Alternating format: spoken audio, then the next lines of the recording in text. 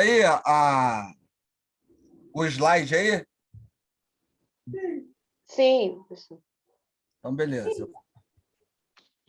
Começar então, agora vamos passar para o Apocalipse. Então, o que a gente pode entender da literatura apocalíptica até então? Ela tem uma particularidade, né, que é falar em momentos de caos sobre a questão de esperança e perseverança. O livro de Daniel é escrito nessa perspectiva, e, da mesma forma, o livro de Apocalipse. Então, a literatura apocalíptica ela é uma construção para dar esperança, motivar, né? Muito mais do que um livro de terror, né? Muita gente acha que Apocalipse, por exemplo, é um livro de terror, mas é um livro de esperança, que usa símbolos e imagens que são diferentes do nosso. Se Daniel há dúvidas em relação à questão da data, né, se é em 580 ou 250 nesse período posterior, já no caso de Apocalipse, o período é dentro aí do primeiro século, né? Alguns colocam uma data bem longa aí, entre 80 e 96 depois de Cristo, ou seja, finalzinho aí do primeiro século, na época provável do imperador Dominiciano, e foi um imperador aí muito severo, né?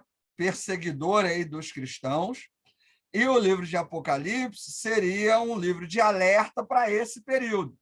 Então, a gente vê que é a mesma temática do livro lá de Daniel, né? Está falando para o povo em meio a um período de perseguição, de ansiedade, de crise aí, né? Social, política e econômica também.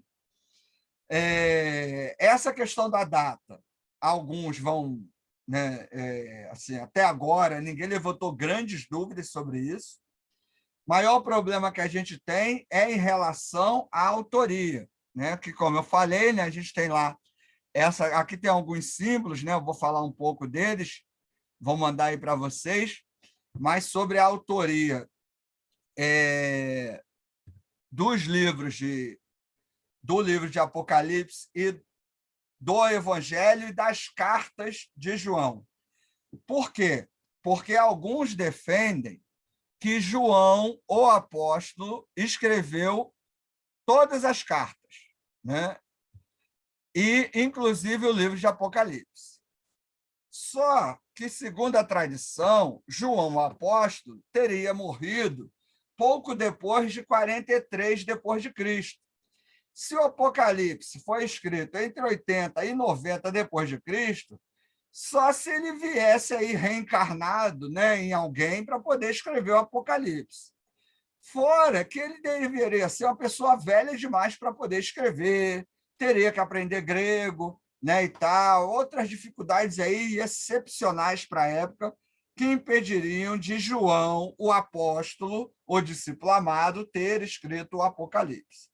Então, a gente teria aí, pelo menos, né, dois autores para as cartas de João e Apocalipse. Aí existem outras teorias. Nós ainda teríamos o autor do Evangelho, seria um, o autor das cartas, primeira, segunda e terceira João, seria outro, e o autor do Apocalipse seria outro. Então, nós teríamos aí 4 João. Outro vão colocar ainda um quinto, né, que seria o autor da primeira carta de João, porque o conteúdo, a forma e o estilo da primeira carta são muito diferentes da segunda e da terceira. Então, há alguns que colocam um quinto autor ainda. Então, teria o autor do Evangelho, o autor da primeira carta, o autor da segunda e da terceira, o autor do Apocalipse e fora o evangelista. Alguns tentam ligar o Evangelho com a primeira carta, tentando dizer que o estilo, palavras podem ser semelhantes. Mas assim, não é fácil a gente definir isso, que são textos antigos, e a tradição também não é muito clara sobre a questão da autoria desses textos, certo? A gente só tem aí a tradição para nos amparar. E o que é a tradição? É aquela velha e boa fofoca, né? Fulano falou para Beltrano, que falou para Ciclano, que falou para outro, falou não sei o quê, escreveu não sei o quê, mandou para outro e tal, não sei o quê. E aí há muitas divergências, e a gente tem aí, então, essas várias teorias. Vamos lá. Sobre o livro de Apocalipse, o que nos chama a atenção é também a questão da simbologia do livro de Apocalipse. Tem aí alguns símbolos, né, números, a gente vai ver um pouco disso. A gente vai ouvir falar de algo, quando estudamos gematria, o Apocalipse, sobre gematria judaica.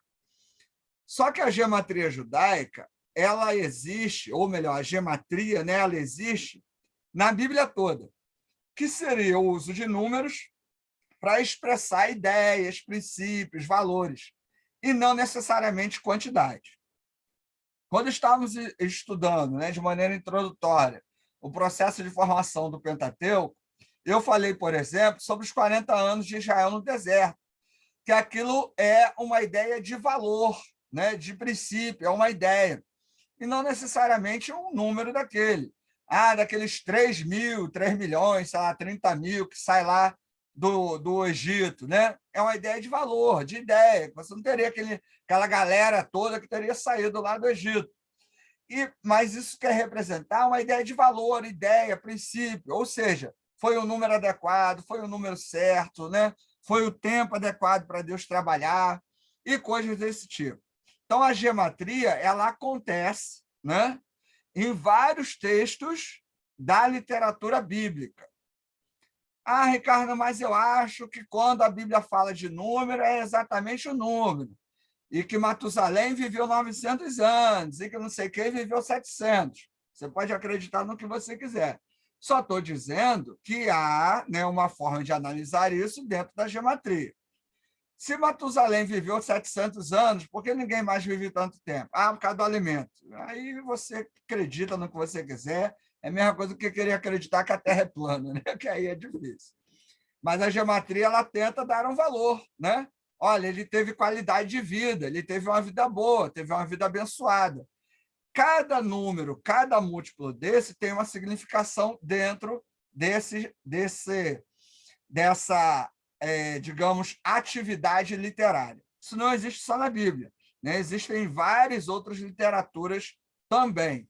Inclusive, no dia a dia, a gente fala sobre isso. Quando você fala assim, fulano é pedra 90, né? Aí você está fazendo referência àquela pedra de construção que é boa para alicerce. Fulano é 10, você está dizendo que fulano é legal. Beltrano é 71, você está dizendo que ele é pilantra, né? E ciclano é um zero à esquerda. Então, ali, o zero é que ciclano não vale nada. Então, o zero ele não está dando ali uma quantidade sobre o fulano, sobre o ciclano ou sobre o beltrano. Cicrano, né? Ele está dando ali uma qualidade. Então, você faz isso, né? Então, a gematria seria isso. A gematria, então, é quando se usa os números para expressar ideias e princípios. Aí há alguns exemplos. Número 1, veio a ser associado com o princípio de unidade ou de existência, dependente. Ele forma a raiz para a palavra, unidade, né? Em hebraico, inclusive, é representado pelo Aleph. O 2 é a duplicação de 1, representa a força. No Velho Testamento, 2 testemunhas eram necessárias para confirmar qualquer fato. Jesus envia seus discípulos de 2 em 2. O número aparece no Apocalipse, né, em referência às 2 testemunhas. Número 5 é o número do próprio homem. Em cada mão estão 5 dedos, em cada pé 5 dedos. Quando o número é dobrado para 10, este simboliza a totalidade da vida humana. Por exemplo, os 10 mandamentos foram dados como dever total do homem, para que ele fosse perfeito na sociedade. É simbólico. Por quê? Porque os 10 mandamentos é uma cópia de códigos antigos. Né? A ideia de não matar, não roubar, não mentir, isso não foi Moisés que inventou e que ouviu pela primeira vez de Deus. A gente tem um dos códigos mais antigos aí encontrados, que é o Código Hammurabi, e o Decálogo, né, os 10 mandamentos, fazem cópia desse Código de Hammurabi. Outros códigos, né, nas religiões orientais, muito mais antigos, também falam sobre isso. Mas dentro da literatura judaica, o Decálogo ele fala, né, daquilo que seria para o homem de maneira completa. Então, é uma questão simbólica. Não é apenas uma questão mística, né? Tem gente que coloca misticismo nessas questões de números, né, e tal. Né? Temos aí a Cabala, né, que faz o misticismo com esses números. Saiu aí, antes tinha um livro aí, né, o Código Secreto da Bíblia, aí o Mané ia lá, via número em tudo e tal. Isso é besteira. Mas é uma simbologia, é um recurso literário usado pelos autores antigos, né? Ó, o Apocalipse fala de 10 chifres, né? Significa poder humano completo, 10 dias, tempo de vida completo.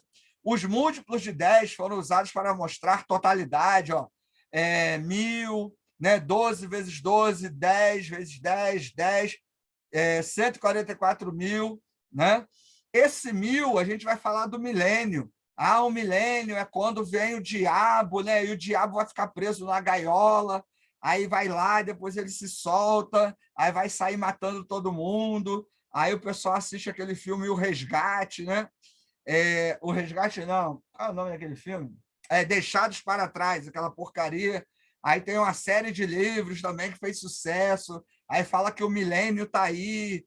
Não, o milênio veio depois. Quando, na verdade, o Apocalipse fala de milênio, é que ele está falando que o mal vai reinar por um período, e esse mal, na linguagem apocalíptica do livro de Apocalipse, é o Império Romano. O que ele está querendo dizer? Que o Império Romano vai cair. Por quê? Porque o mal vai ter um tempo determinado, assim como todos os impérios. Né? A humanidade já teve grandes impérios e todos eles caíram. Por quê? Porque tudo tem um tempo limitado, determinado. Então, o Mill está querendo falar sobre isso. Não é que o diabo vai ficar 1000 anos, ou que o diabo está 1000 anos na Terra, né? E que a gente está no milênio e tal. Até os batistas tradicionais, né? Que são filiados à Convenção Batista Brasileira, doutrinariamente, nós somos o quê? Amilenistas, ou seja, não tem milênio, isso é besteira, isso é criação aí de quem não conhece Bíblia. Mas tem muito pastor batista, a maioria de vocês se perguntar para a maioria dos seus pastores, ou ele é pré-milenista ou ele é pós-milenista, ou ele nem sabe que isso existe. Né? Então, é lamentável a ignorância, mas milênio, né? Aí no caso, é apenas uma criação de um erro de interpretação de um número que é simbólico. Igual 144 mil, né? Os testemunhos de Jeová dizem que é o número de quem vai entrar no céu, aí depois mudaram, porque eles passaram de 144 mil no mundo, né, e tal. Mas é uma questão só de símbolo, é para dizer o quê? Que no céu só vai ter crente. Diferente da minha igreja, na sua igreja, a gente tem fofoqueiro, pilantra, adúltero, né? Gente que mente, gente que faz um monte de coisa errada, tem o joio e o trigo lá todo junto. No céu, não. O céu só vai ter crente. Quem não for crente não vai. E aí, qual é o símbolo disso? 144 mil. Nada mais. Então, não está querendo expressar uma quantidade. E aí vem o número 6, né? Era o número do mal, porque estava aquém do 7, que é o número da perfeição.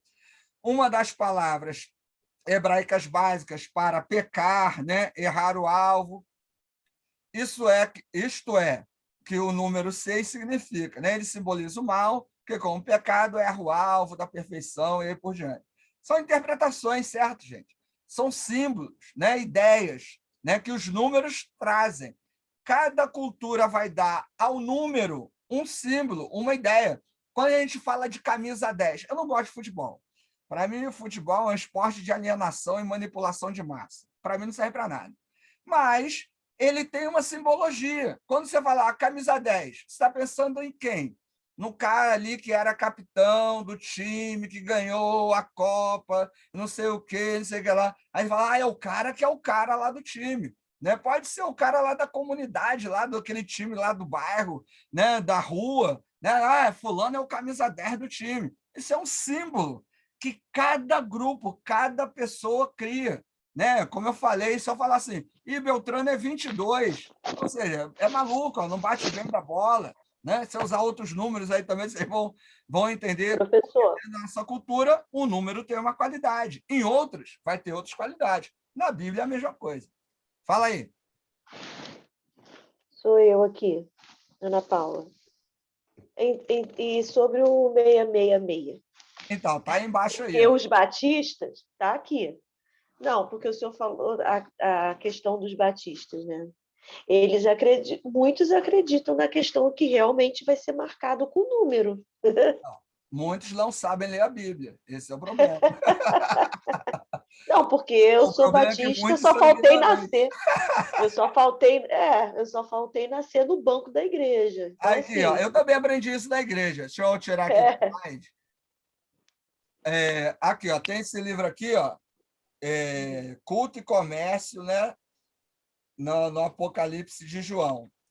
Nesse sim. livro, ele vai falar sobre essa questão da marca da besta, essa questão do número, né, que a gente está falando aí.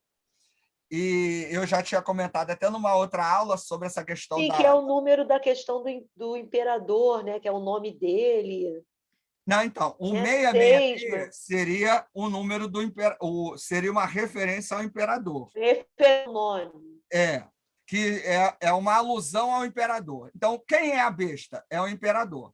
Seria a mesma coisa de eu dizer hoje. Imaginemos o seguinte: a gente está aqui no Brasil, não temos ainda o governo totalitário, já tivemos, né? As ditaduras, né? Getúlio Vargas, né? E tal, do golpe militar e tal, aquela coisa toda. Hoje nós não temos. Mas suponhamos que dê uma louca aí no Bolsonaro, ele convide, né, as Forças Armadas e tal, e aí ele vira um ditador, né? A coisa dá um rolo aí, né? É mais do que ele quer mesmo, ele vira um ditador. E aí falar mal dele vira crime, né? Como ele estava tentando colocar aí, a AGU está criminalizando um monte de gente. E aí não poderíamos falar mal dele. Por quê? Porque falar mal dele no Instagram, no Twitter, no Facebook é crime, você poderia ir preso. Então, o que nós faríamos? Nós inventaríamos codinomes, né? Nós usaríamos símbolos para poder falar o nome do Bolsonaro, né? Para, sei lá, daríamos um apelido que ficaria restrito a um grupo, né, de governo totalitário. Então, suponhamos, sei lá, inventemos aí BBB, né? Não tem o BBB da Globo? Então, ó, BBB, né? Bolsonaro, Bolsominion, bobo. Né? Então, ó, estamos falando do Gostei, BBB. professor. Gostei, gostei. Então, O né? coiso, o coiso. O que a gente tem? A gente teria o BBB. Ah, porque o BBB ele não presta, não vale nada, está querendo alienar o povo, manipular o povo. Alguém fala assim: você está falando de quem? Não, é do BBB da Globo. A pessoa não sabe o que a gente está falando, é do Bolsonaro, Bolsominion bobo. Né? E essa linguagem, quem é que iria saber decifrar e discernir? A gente que é da resistência. É a mesma coisa na época de João. João não poderia falar mal do imperador. O João de Patmos, que a gente não sabe quem é, né? Mas é um João, ele está preso, ele está numa ilha. E ele vai descrever o imperador como mal. Para ele, o imperador é a besta. Né? Mas ele não pode dizer, ó, o imperador é mal, porque o imperador faz festa, o imperador dá pão, o império protege as estradas. Então, para aquelas pessoas, né, de maneira superficial, o império é bom. O que João está querendo desvelar? O que João está querendo alertar? O império é mau, o império é ruim, o império quer te afastar de Deus. Não cultue ao imperador. Por exemplo, a marca da besta era um documento, né, que eu recebia quando eu prestava culto ao imperador. Então, eu ia lá num lugar determinado, numa cidade dominada pelo Império Romano, prestava culto ao imperador, recebia um documento. Esse documento me possibilitava fazer comércio, comprar, vender. Se eu não tivesse esse documento, eu não podia fazer comércio. E aí, muitas igrejas cristãs e muitos cristãos estavam tendo dificuldades porque não estavam cultuando ao imperador. O que muitos faziam, iam lá, dava aquela cultuadinha de leve e tal, como quem não quer nada, recebia o documento e ia na igreja também. O João vai criticar isso. Vocês estão indo lá, né, estão recebendo a marca da besta, perseverem. Né? O alerta do João do Apocalipse. Perseverem, porque o império é a besta está aí, a besta está te marcando. Certo? Seria a mesma coisa hoje, né? Pensando aí no governo Bolsonaro. Estou usando como exemplo, tá, gente? Podia ser o Lula, qualquer outro. Mas Bolsonaro é mais besta do que todos eles, então vamos usar ele mesmo. Né? É a mesma coisa que o Bolsonaro está fazendo com algumas igrejas, por exemplo. né, da concessão de novela. Na TV Brasil, por exemplo, hoje, passa a novela Os 10 Mandamentos. Por quê? Porque é lá da IURD, da Universal, é uma concessão. Então, o que a besta está fazendo? Olha, quem é da Universal vai apoiar o governo. Então, vamos lá, o governo está com você, o governo está junto. Se tivéssemos um João hoje, ele faria, olha, cuidado, isso aí ele não está ajudando a igreja, não. Ele não tem nada a ver com o evangelho, não. Essa mensagem aí não tem nada a ver. E aí desvelaria essa realidade. O que João, do Apocalipse, e o autor de Daniel têm em comum é esse alerta, né, sobre o império, que pode parecer bom, mas, na verdade, é ruim. Gente, isso é novidade na história do mundo? De forma nenhuma. Em vários governos, em várias épocas do mundo e da história, essa linguagem decodificada e codificada aconteceu. É estranho isso acontecer na Bíblia de maneira nenhuma. Até mesmo durante a ditadura militar aqui no Brasil, a gente teve isso, né? As canções populares, né? As músicas que fizeram sucesso, né? Que as pessoas cantavam como forma de protesto e que passavam pela censura, né? Alguns filmes, né? Algumas coisas que passavam na televisão e enganavam a censura, né? Para poder sinalizar que tinham pessoas que não concordavam com a ditadura, né? Então, isso não é uma linguagem que Deus criou para a Bíblia. Isso é uma linguagem universal, que é usada na Bíblia, que é usada no texto bíblico. O ruim é que, porque está na Bíblia, o pessoal quer espiritualizar. Aí quer falar que a besta é o diabo, que é um ser espiritual. Na verdade, a besta é um ser humano que está oprimindo as pessoas. Então, é alerta para quê? Olha, igreja, toma cuidado, porque tem gente aí no meio de vocês que, na verdade, não é nada bom, é ruim. Então, vamos tomar cuidado, vamos, né, nos preparar, vamos fugir desse tipo de coisa. E aí, João, do Apocalipse, vai usar essa linguagem que era conhecida pelo seu grupo para poder passar essa mensagem. Ah, Ricardo, e a espiritualidade do Apocalipse? É essa. A espiritualidade é essa. Né? Ele fala de um céu, fala de uma esperança. Nós temos a esperança que o mal vai acabar e que um dia iremos para o céu, que é um lugar bom, bonito, né, e tal, né? E vai usar a simbologia terrena para isso. Essa é a espiritualidade. Tem nada de demônio contra anjo, vai guerrear. Jesus vai descer no cavalo branco com a espada de Tandera para brigar contra o Munra, né, contra o mal infinito e tal. Que aí o pessoal começa a virar a Bíblia parecendo história em quadrinho.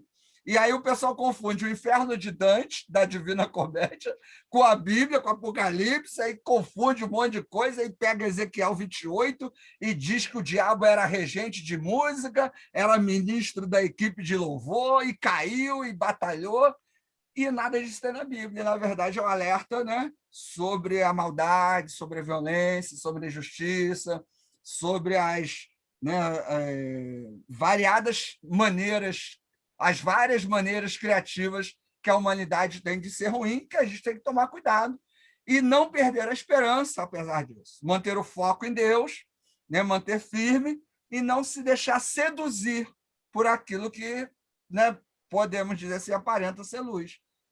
Entendeu, Mas Amparo? A então, ideia seria essa. entendi. Mas então, dessa perspectiva aí que o senhor está explicando, então não teria em Apocalipse nenhuma mensagem realmente de fim dos tempos. Não, ela fala de um fim, Não. certo? Aham, Mas não aham. assim, o mundo vai acabar tal, Sim, né? é o fim daquela opressão ali. É o fim daquela opressão, até fala de uma questão espiritual, né, de que um dia, né, terá um novo Uhum, céu, uma nova terra, mas na ideia de nos dar esperança. Olha, a nossa vida não se restringe só aqui, né? Você está aí cercado pela violência. Vamos tentando usar para hoje, né? Estamos cercados pela violência, cercados pela maldade, cercados por um monte de coisa ruim, mas não perca a esperança, porque um dia tudo isso vai acabar. A lágrima, o choro, a angústia, a ansiedade, isso vai acabar. Um dia Deus morará conosco eternamente, né? Teremos paz, alegria eterna. Então persevera, mantenha a esperança, viva, né, com foco em frente. A ideia seria essa. É uma mensagem para hoje, foi a mensagem de ontem e é a mensagem para amanhã. né? É uma mensagem que serve para qualquer um que está em qualquer situação de caos, né? De violência, de medo, de ansiedade, né? Pensa aí, a gente, plena pandemia, né? Caos total, sem vacina, né? A maioria das pessoas não respeitando, políticos, né? Cada um metendo os pés pelas mãos, judiciário metendo os pés pelas mãos. A gente não sabe se o Brasil economicamente vai se reerguer, né? Gente que perdeu o emprego não tem a mínima perspectiva de ter emprego. A maioria das pessoas endividadas, com nome sujo, né? Gente sem realmente ter o que comer. Aí você olha para esse quadro, o que ele gera? Pânico, medo, pavor. Eu vou me segurar em quem? Em Deus. Deus, ele é a minha esperança. Então, eu vou continuar firme, vou continuar lendo a Bíblia, orando, sendo honesto, né? Ajudando da maneira que eu puder, não perder a esperança de um dia melhor. Por quê? Quem controla a história do mundo? Não são os governos, não é a política, não é a economia, é Deus. A ideia da literatura apocalíptica é justamente ter essa mensagem de um Deus que é soberano, de um Deus que controla a história do mundo. Então, mantenha a perseverança e mantenha a esperança. E a simbologia para nos ajudar a entender isso, né? Ruim é que a simbologia é muito longe da nossa realidade, né? E aí gera alguns equívocos de interpretação, lamentavelmente, né? Sim. Beleza? Sim. Aí, em Mateus 24 e a carta, a primeira, né? Acho que é a primeira de Tessalonicenses também, Primeiro e Paulo vai segundo. falando isso. Então, a gente poderia considerar que essas passagens, então, falaria da volta, né, de Jesus ou não? Então, falam da volta, mas como que vai ser essa volta? Pode ser a qualquer momento. Por quê? Uhum. Guerra e rumor de guerra sempre existiu. Morte, pragas, pai contra filho, filho contra pai, sempre existiu. Não é de hoje. Não é de hoje que a gente vê uma mãe matando o filho. Não é de hoje que a gente vê um pai estuprando uma filha. Não é de hoje que a gente vê irmãos brigando por causa de dinheiro. Não é de hoje que a gente vê violência, corrupção, guerra, rumor de guerra, pragas, né? Doenças. Ou seja, quando Jesus vai voltar? Qualquer momento, esteja preparado e preparado. Pode ser agora, Sim. pode ser daqui a 2 segundos, pode ser daqui a um ano. Inclusive, Tessalonicenses fala mais, Paulo fala mais dessa preparação mesmo. É isso aí. Também, Porque dessa as questão. primeiras comunidades, elas pensavam assim, Jesus vai voltar, né? Então vamos deixar para lá. Paulo Sim. já começa assim, opa, eu acho que não, acho que vai demorar mais um pouco.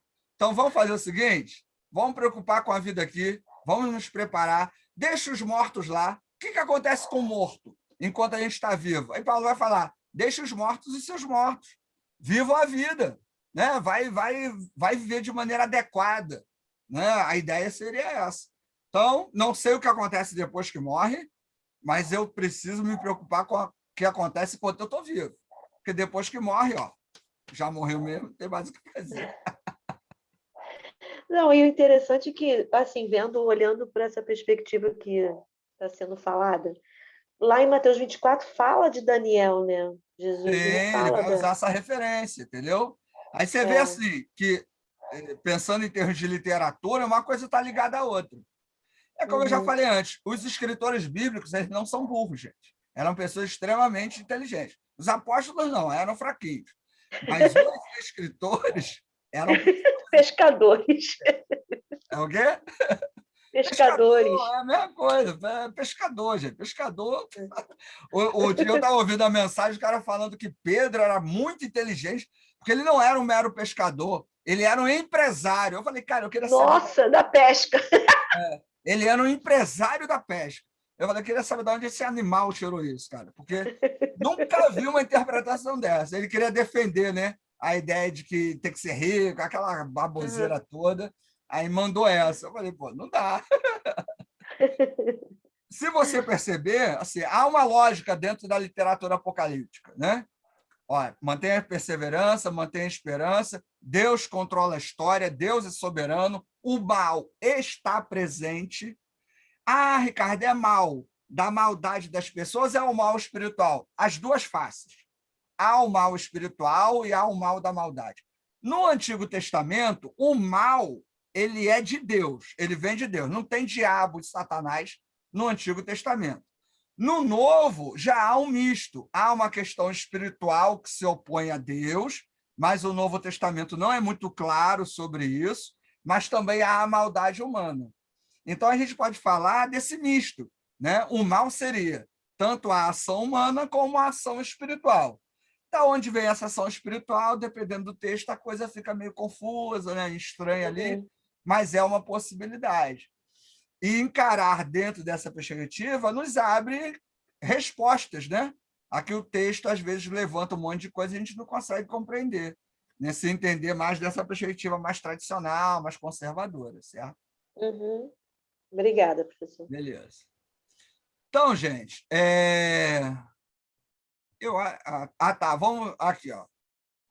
O número 6 aqui, né? Eu já falei aí, mas acho que dá para só para ter a ideia, né? Eu vou mandar isso para vocês, tá? Cadê? Ó, o número 6. Deixa eu minimizar aqui. Ó, uma das palavras hebraicas, né, número 6, ó, em Apocalipse 13, 18, lemos sobre o número da besta. Aqui a sabedoria. Aquele que tem entendimento, calcule o número da besta, porque é o número de um homem, e o seu número é 666. Muitos têm dito que a besta é algum político do nosso tempo, ou líder religioso de alguma seita, mas o autor de João, ao usar o número 66, tinha em mente falar sobre alguém daquela época. Como já vimos, o número 6 é símbolo da imperfeição, maldade, malignidade, desgraça, porque se aproxima do 7, número da perfeição absoluta, esforçando-se para imitá-lo, sem jamais conseguir.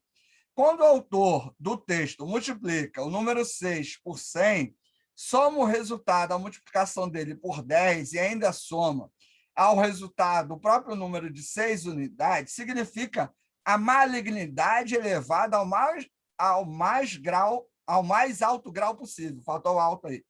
E era isso que João queria dizer. Era o imperador, era muitíssimo perverso, era maligno, ruim e estava a serviço de Satanás. Então, esse uso do número 666 aqui seria uma expressão da maldade extrema. Tem um outro texto que eu já mandei para vocês, que vai fazendo a equivalência de cada número à letra em hebraico que simboliza o nome do imperador, que seria um apelido dado a Dominiciano na época. Então, quando o Apocalipse fala de Dominiciano, ele fala de quem? Do imperador. Ah, Ricardo, mas como eu vou usar esse texto hoje? Você poderia falar de qualquer governante que age com maldade. Então, esse governante seria aí, né, a besta, por exemplo. Né? Eu brinquei muito, eu tinha um Instagram, eu saí porque não aguentei mais tanta besteira que tinha lá, do pessoal falando e tal, e me dava raiva. Eu falei, eu vou sair dessa porcaria. Igual eu saí do Facebook também, não aguento, o pessoal fala muita besteira. Mas eu botei lá uma foto lá da época do Trump e do Bolsonaro, né? Olha, tem a besta do Apocalipse, olha aí as bestas da pandemia, né? E tal, não sei o quê. Mas seria uma analogia dessa, né? Você podia pegar o Kim Jong, não sei o que lá, aquele Kingpin, sei lá da Coreia do Sul, né? Que é ruim pra caramba, mata todo mundo lá. Ah, ele é a besta, entendeu? Sei lá, tem um monte de besta por aí. Por quê? Porque é essa expressão da maldade. Né? O nome besta aqui no Brasil tem até um outro significado, né? O cara meio bocó, né? meio bobão, mas a ideia seria essa besta, é algo bestial, né? É algo, né, animalesco. A ideia seria essa. Né? Então, é uma simbologia. Ah, Ricardo, eu não concordo porque não sei o que, eu sonhei, Deus me mostrou que a besta é o diabo vestido de vermelho. Eu não posso julgar isso. Né? Tem um monte de gente que fala um monte de coisa. Mas a literatura nos ajuda a entender essa simbologia. Né? O texto bíblico foi escrito em texto e todo texto pertence a um tipo de literatura. E quando a gente vai trabalhar a questão da apocalíptica judaica, a gente pode trabalhar nessa perspectiva. Entendeu? Então é isso, gente. Está faltando aí 3 minutinhos aí para acabar o nosso tempo.